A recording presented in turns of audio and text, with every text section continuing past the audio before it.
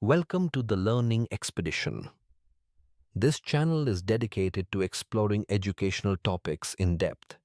Join us as we dive into various subjects, providing insights and knowledge to enhance your learning journey. Stay tuned for engaging content and informative discussions. Today, we explore the difference between correlation and regression.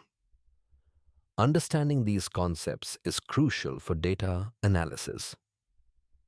Correlation measures the strength of a relationship between two variables, while regression predicts one variable based on another.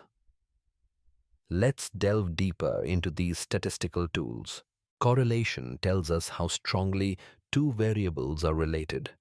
It's symmetric, meaning the correlation between x and y is the same as y and x. However, it doesn't indicate causation. For example, we can check if hours studied is correlated with exam score to understand their relationship.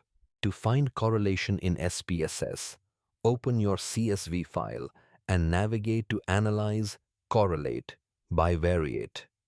Select Hours Studied and Exam Score. Then check Pearson and flag significant correlations. The output will show the Pearson R value, indicating the strength of the relationship. Regression analysis helps predict one variable from another. It's asymmetric, meaning X predicts Y. You can control for other variables like motivation. For instance, predict exam score from hours studied. This method provides insights into how variables influence each other.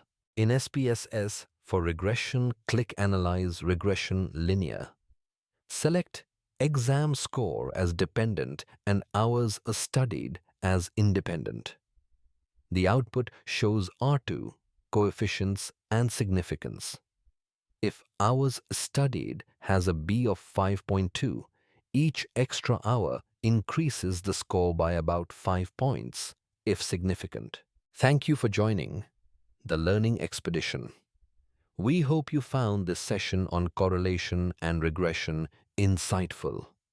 Don't forget to subscribe to our channel for more educational content. Stay curious and keep learning.